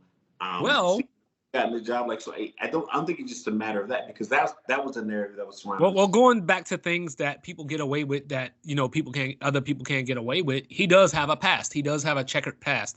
But the problem with that is that goes back 20 to 30 years. So it's not, I don't think people. I don't think it is. I don't think it is. But I'm grasping here. I think at this point, we have enough speculative information and circumstantial evidence to say he is just not good at selling himself. Mm-hmm. At this point, because it's like, you've had the MVP twice in the last 5 years. You had Alex Smith looking like playing Pro Bowl level football. Well, he didn't become the coordinator until Mahomes' first year. Okay. So yeah. You had his first year starting. Right. And the rookie from Texas Tech, who Cliff Kingsbury couldn't get 6 wins with, second-year guy now, Patrick Mahomes, throws 50 touchdowns and wins MVP under your play calling. Tyreek Hill just got $30 million, and you made him so good as a player that you got 5 picks back. Travis Kelce is considered the greatest tight end of all time. You have all these accolades on the field, and you're not getting hired. Something has to be intrinsic in his delivery. Also, as far as your point about other possibilities, like other teams that he could have went to besides Washington, he was coaching the Super Bowl, so he was kind of out of, you know, those teams. Got jobs. No, I know, but I'm just saying, like, so, like, for example, when LA was looking for, he might suck at the interview. He might not be. No, that's fine. If that's what it is, you can talk to people and know that, like, you know what? We are having this podcast. You and I have a great rapport. It's very clear. We have some people in our sports group that you couldn't do this with 2 hours twice a week. because it wouldn't make any sense because of the way they talk about sports. Sometimes they're just not objective about it. We can listen to some of their opinions. We can think some of the time they're talking the right thing. But yeah, I can't have this dude. I couldn't do this for 4 hours with this guy. I think Bieniemy gets in the room and they're like, we can't do it with this guy. Just either someone had an interview with them and they had a conversation and they say, you know what, he just doesn't come off as confident or he comes off as too confident, whatever the case may be. It has to be something where you go 0-16 when Lovie Smith got a job, Cully got a job. How the hell did Cully get a job? Steve Wilkes got the interim job. Cully didn't even have a receiver catch a touchdown while he was the offensive coordinator.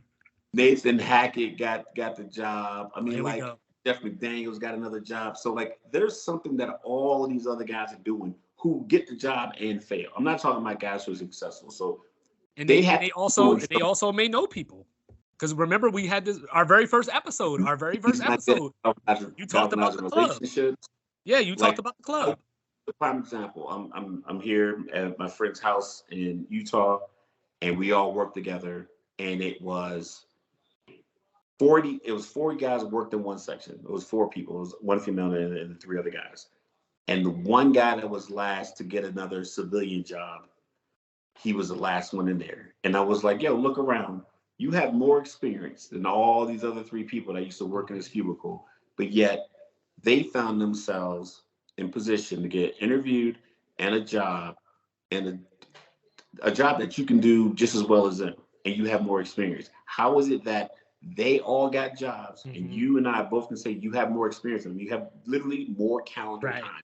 Right. It's not a skill set. It's just like you have more time. You have 6, 7, 8 more years on them doing this job, but yet they got these jobs in other buildings. Like, you didn't do your part to ensure that you were at the top of these lists. It might be on Eric Bieniemy that he might not be doing what he needs to do to ensure that he's ready for these interviews. Right. Showing up, I'm late, whatever the case may be. But with that thought in mind, and I love the analogy there. I love the story. And with that in mind, being in the military, how many times have we seen guys take crappy jobs or crappy deployments or crappy volunteering assignments because they were like, hey, I'm trying to make master. I got to impress the board, whatever the case may be, senior, whatever. They're trying to impress people. So maybe Eric Bieniemy has learned that about himself or got that feedback to some degree.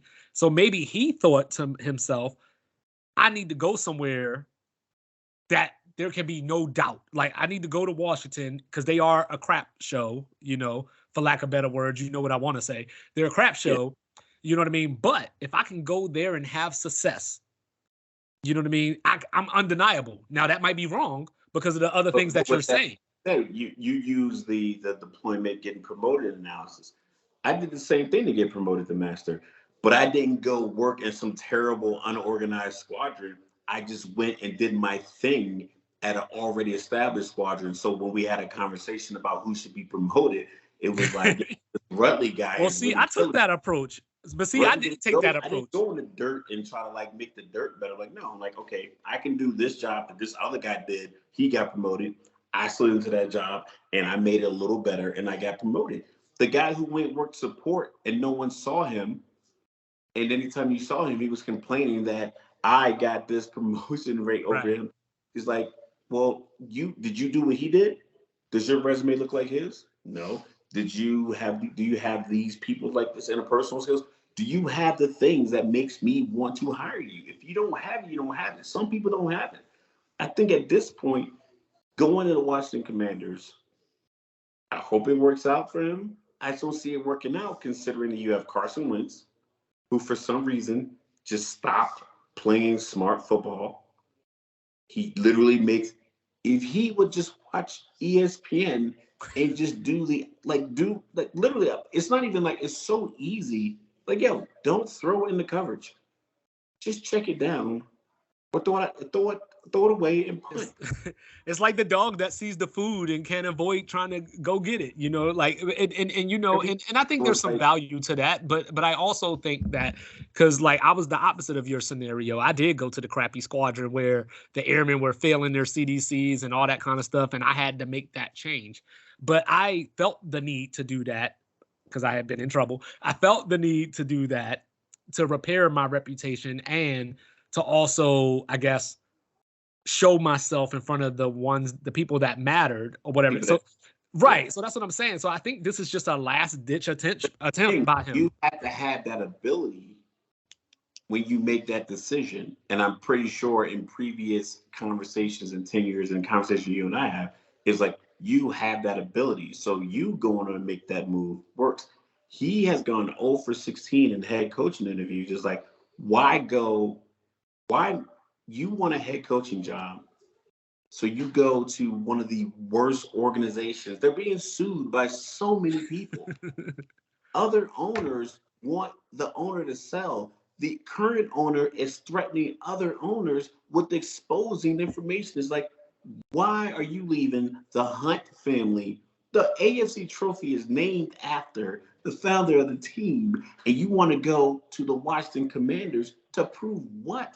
You're not going to last. Hey, a few people. February 17th, that's when booking. He's fired next year when they go 6-11. A few people took a chance and saw something in Patrick Mahomes and made a trade happen to make this happen.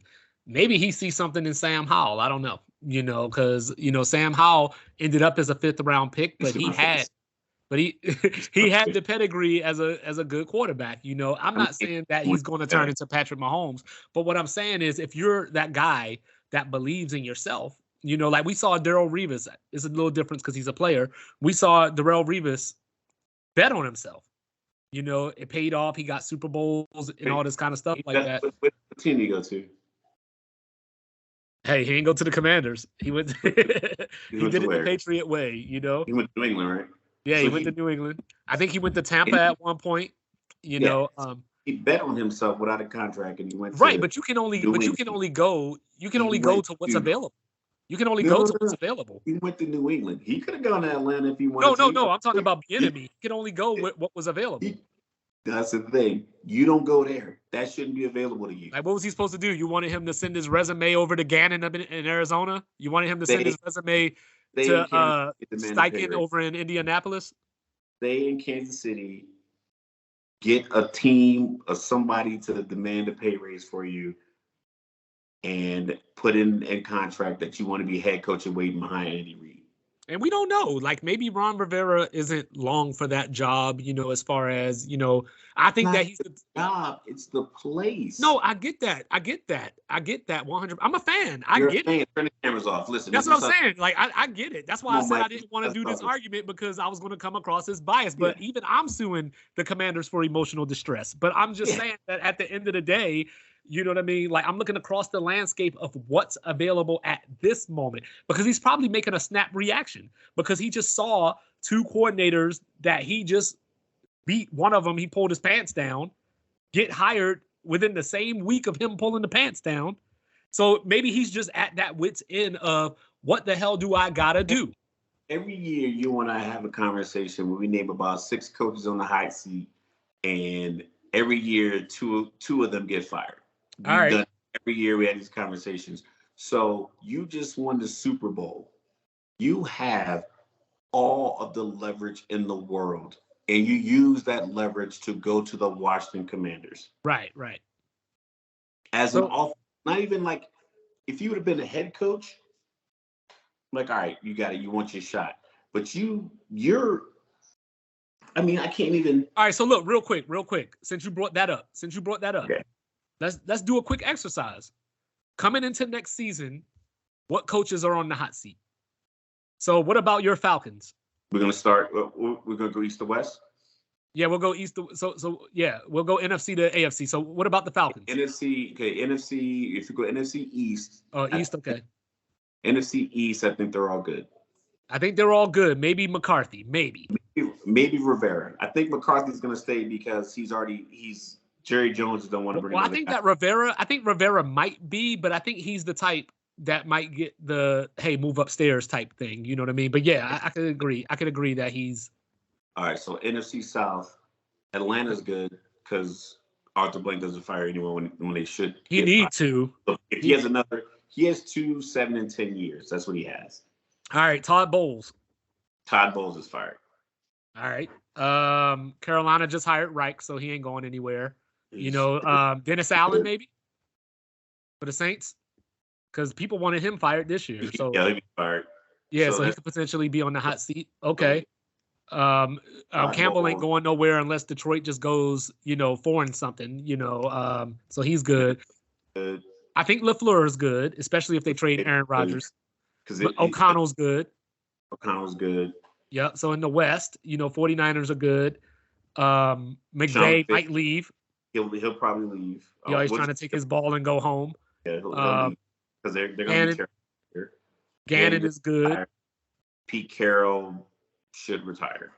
Yeah, if he steps down, but he's not on the hot seat though. He's like the GM, and right. He's like real close to the widow of the right who owns the team. Right. So he's gonna have to retire. He's not. All right. So AFC, McDermott's not going anywhere. McDermott's good. Belichick, if he retires, but fired, but he's good. Salah's fired.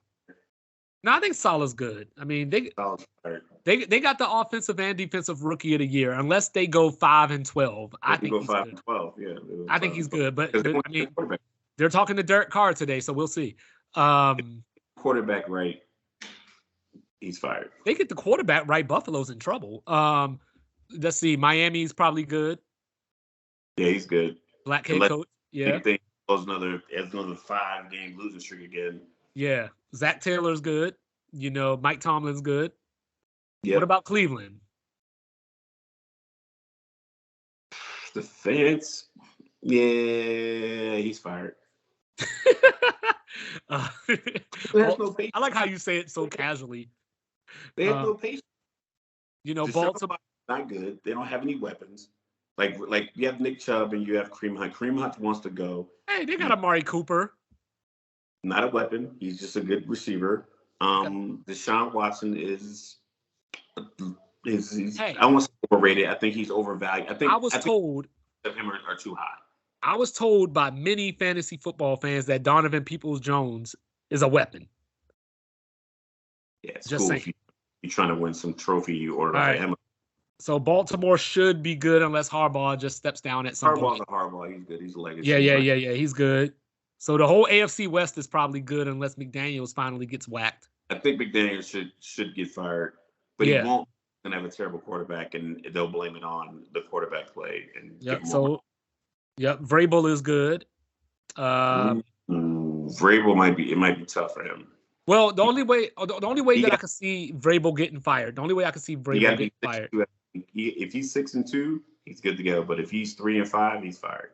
Well, it just depends. It depends. If they have to start Malik Willis next year, I think you have to give him a year. He doesn't like Malik Willis. So you could tell he didn't want him.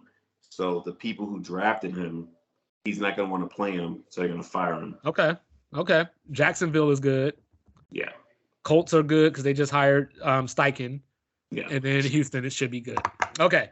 So out of what we just said, if you're Bieniemy, what job are you holding out for out of that list that we just came up with? Maybe Tennessee, I guess. It depends on draft position. It depends on how the other teams, for instance, if you were Doug Peterson right now and you went to the AFC South last year was your first year, now you're looking good. You're looking like 10-7, 11-6 because your division just kind of seems to kind of fall in on themselves. A couple of new coaches. If you went to the NFC West, you got Pete Carroll. He doesn't have many weapons. Then you have the quarterback play in San Francisco. We don't know who that's going to be. And then you got LA. But then you also got Arizona as a new coach. So any one of those situations next year, if any one of those teams don't work out and they have to lose one of their coaches, none of those teams in that division really seem like they're world beaters. Well, Arizona could be interesting because I don't know if Kyler Murray is going to play most of next year. So that could be interesting if Gannon goes there, goes 3-14. They pull the trigger, and now you got Kyler Murray coming back. That could be interesting. Yeah, and I think that's why Brian Flores didn't go there, because I was talking to my pops about this. It was like, it just seems like they are going to fire someone after this year, because they're not going to have Kyler Murray. And if you're an expendable coach like Flores, they'll throw him a bone because he put the lawsuit out there, get rid of the lawsuit potentially, and then you fire him when he goes 4-13. And he's like, yo, Kyler Murray played 0 games. And, well, you should have got it popping with Colt McCoy. So, I think every year there's enough turnover in the NFL. And I think the Chargers they're going to get rid of Staley.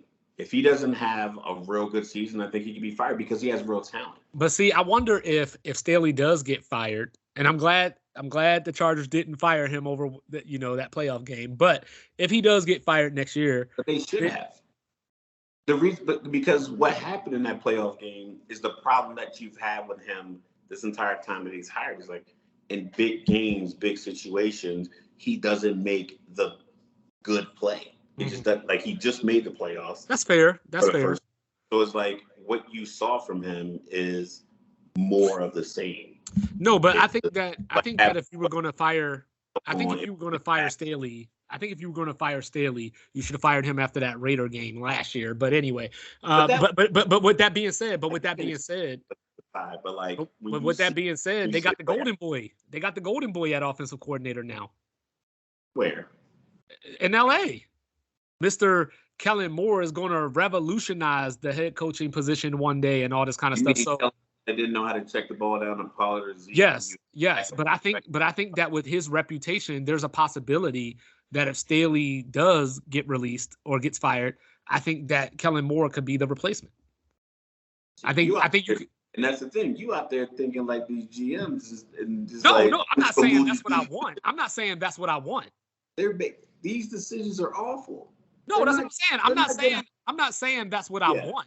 I'm just saying that from the vantage point outside looking in, this looks like Jason Garrett and Wade Phillips all over again. Nothing about the Dallas offense looked like it was Kellen Moore like calling these plays. I just think that I don't know what the criteria is to get hired as offensive coordinator or head coach, whatever the case may be, but it just seems as if everyone's in this fraternity, they're in these conversations, and they just hire the guy next to the guy. I learned today.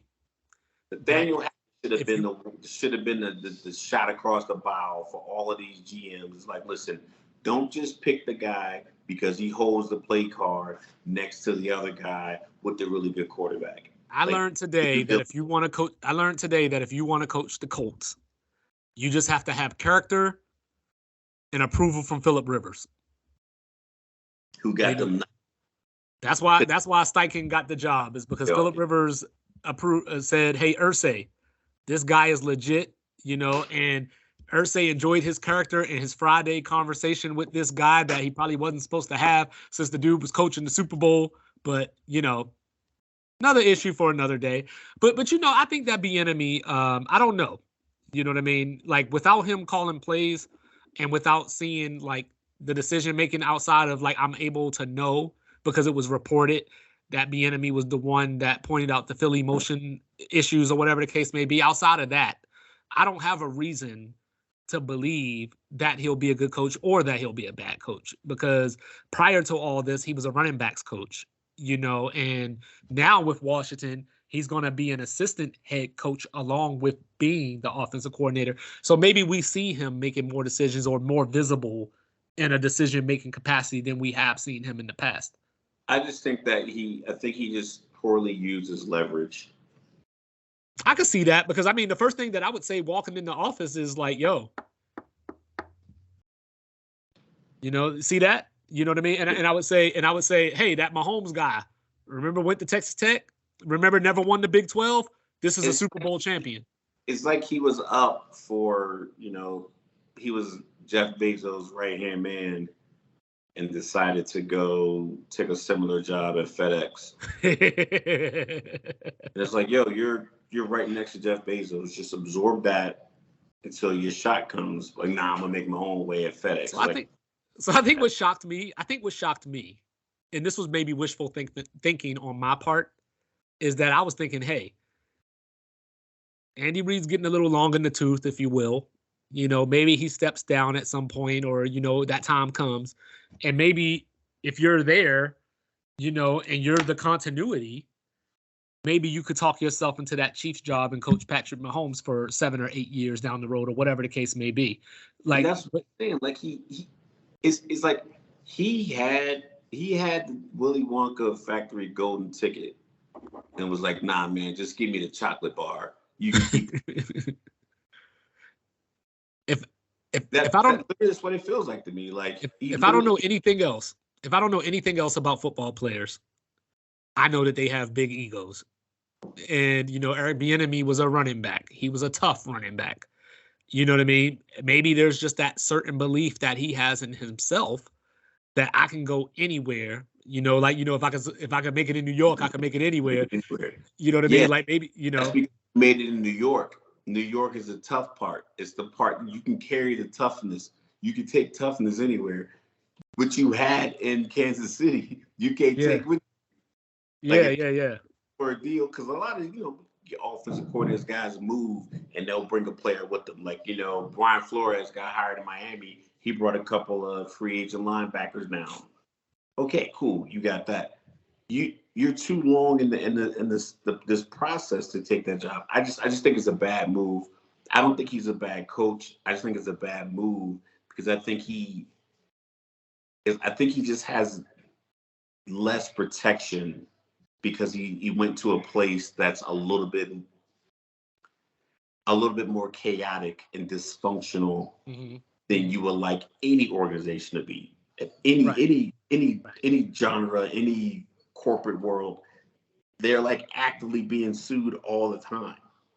Like I said, the owner they engaged in beefs with other billionaires. It's like, it just doesn't seem like the place that is going to just fortify your future. It seems like I agree. Washed away. So I agree. Just looking at the landscape, it's probably a bad move. But I do like the high risk, high reward, betting on yourself, believing in yourself. If that's what he's doing, believing in yourself and thinking that, hey, I can go here, because I mean, like, as chaotic as the organization is, yeah. That word that you used earlier, weapon, Washington does have weapons. You know what I mean? So yeah, but does that weapon play quarterback? No, the weapon does not play quarterback. We don't know yet. Last time I saw Sam Howell, he was beating on the Cowboys. Ferrari, no gas, no steering wheel. That's what I mean? And hey, if he's the coach that people think that he is, and we do end up keeping that dude from North Dakota, maybe he turns into a whisperer. You talk like, come on, Mike. You talking like a total. I'm not saying that these are things has shown like this entire thing has more red flags than necessary. Like, I'm not saying that these are things I believe. Product. I have my own flaws, so if you associate with me, there's going to be things. You know what? But dependability is not a problem you're going to have with me. Reliability is not a problem you're going to have with me. Right. Like if you had a problem with me in the past, it's not going to be one of those. So I know that everyone has something. This organization has ownership issues. The ownership is in doubt. People are trying to buy the team. They're trying to force the owner out. And they can't afford it. That's at the top. So then you have people who are suing different members of the organization. Different payouts have been paid out in the last 12 months. Different stories have come out. The owner himself put out a story saying, or put out information saying that I have dirt on you other owners. And then try to backtrack it. Yeah. Like, I'm not saying that. It's one thing if somebody who worked in the organization, like an assistant to the GM, he was having issues, or you had like a trainer and she was having issues. Like this is from the top. This is the entire something. And that's why people like Rivera, because he's the culture guy. Apparently Rivera is the guy that's cleaning all this up. But what I'm saying is, like, all of that isn't necessarily things that I believe in my heart. I'm just saying that those are things that if you're Eric Bieniemy, those are things that you might have to tell yourself. Those are things that you might have to believe. And you got to bet on yourself because, like you said, and we brought it up, if he had 16 interviews and he ain't got it, he's in a desperate position if his ultimate goal is to be a head coach. Desperate times call for desperate measures. That's all I'm saying. And, you know, and what a desperate measure that is, you know, but with all that, you know, I just think that he's making a decision. It could be the wrong decision. It most likely is the wrong decision, but, you know, but he's almost out of options, basically. Like, I don't know if Washington was the option, but I think that he thought that Washington was bad enough that if he could do well there, you know, it would endear him to the people signing the checks. Yeah, but what's on your chest, man? What's on your chest? We'll agree to disagree on that one, or we'll reattack later. Yeah, we'll reattack that. But what's on your chest? Honestly, man, like I said, I'm still feeling a pretty joyous mood. Like I said, I flew out to Utah for the All-Star game. The tickets were pretty high before, like, I got out here, so I just kind of took it out of my mind that I wasn't going to go. But they did drop the ticket prices. Still probably won't go. But my friends, family, just hanging out. So really, man, I got nothing to get off my chest. Just all love. Like I said, here at his house, we have about to have a little party and stuff like that. So man, I'm just having a good time. I'm just thankful that I was able to sit down with you and we can get our podcast done. You know, get our weekly conversation in. So like I said, I'm just more excited about, you know, just having a good time.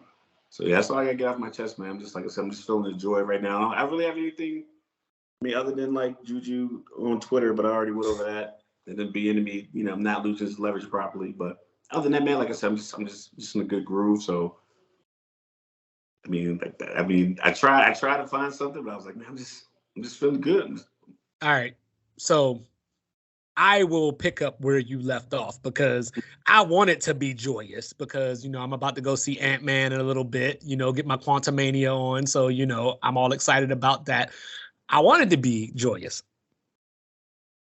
But then it hit me that it was All-Star Weekend. And, you know, like I mentioned earlier, I'm the type of guy, the 2-5 guy. You know, I want all my games to have meaning. I don't want to watch the Olympics. I don't want to watch all that stuff. I just want two teams in a league or whatever playing with standings on the line, a conference title on the line. You could have your All-Star game. You could have your Olympics. So with that being said, I do like the actual All-Star game itself because, you know, they have that new fourth quarter rule, you know, get the 24 points and all that good stuff. And, you know, like that's beautiful because like you see those players lock in for once and play some defense and try to stop each other. And it's just beautiful to see those star players sacrificing, diving, and doing all those things that you wish they would do more. But the reason I don't like the All-Star Weekend overall is everything else. Like, get the skills challenge out of here. I don't want to see that. I don't want to see somebody struggling to hit half court shots, you know, for like 30 seconds or whatever the case may be. But my biggest issues are the big events like the dunk contest and the 3-point contest. So I'm not going to get too deep into it because I love your idea about the and one guys and all the trick guys with the dunks. I think that's a beautiful idea to make All-Star game better. But my problem is not just with the lack of dunks, with the lack of people making dunks, because it seems like everybody gets 4 attempts or whatever. My problem is I grew up in the 80s. So when I was watching the slam dunk contest, there was Michael Jordan, there was Dominique Wilkins. As we got older, Kobe did it. You know, Vince Carter did it, even though he ain't necessarily on their level, you know, but you get the point. So I'm looking at this slam dunk contest. Kenyon Martin Jr. I mean, no disrespect. I'd rather see your daddy. I'd rather see your old ass daddy. Matt McClung, you know, Mr., you know, Georgetown and Texas Tech. I like the guy, you know, the Lakers should have kept him, you know, but what does that do for me? Trey Murphy III. Jericho Sims. All right. So why can't I get Ja Morant? You know, why can't I get Spider? I mean, I had to put up with Steve Francis in a dunk contest. Why can't I get at least y'all two? Like, why don't the stars want to put on a show for the fans, you know? And that's why, like, I'm not getting into the old versus young debate or whatever, but it seemed as though the Jordans and the Dominiques and the people like that cared about the entertainment. They cared about the fans, whatever the case may be, blah, blah, blah. So if the All-Star game is mostly fan selected, I'm going to need the fans to start selecting these three-point contests and these dunk contests. So then I look at the the three-point contest. And, you know, the two names that I picked out was Julius Randle, who's barely shooting over 34% from three, and Jason Tatum, who's just a hair under 36%. Like, so, like, what, y'all just going to hit the money ball and nothing else? Like, you know what I mean? Like, why am I watching this? Like, Dame Lillard, I'm here for you. But when I look back at this, you know, because I had to do it. So I found that, forgetting his first name right now, Brogdon from the Celtics, you know, is leading the league in 3-point percent. Malcolm Brogdon is leading the league in 3-point percentage. And then at 45.5%. But also checking in at 45% are Isaiah Joe, KCP, and Luke Kennard. And obviously those guys are not stars, but at least they shooting over 40% from three. So if you're going to give me like 6 threes a game. I know, but I'm just saying, if you're going to give me a 3-point contest, at least get some of the best percentage shooters in the league to make it worth something or make it seem like it could be competitive. Julius Randle ain't winning this thing. And if he does win it, I'll apologize to him. I love Jason Tatum. He's one of my favorite players. He ain't going to win it.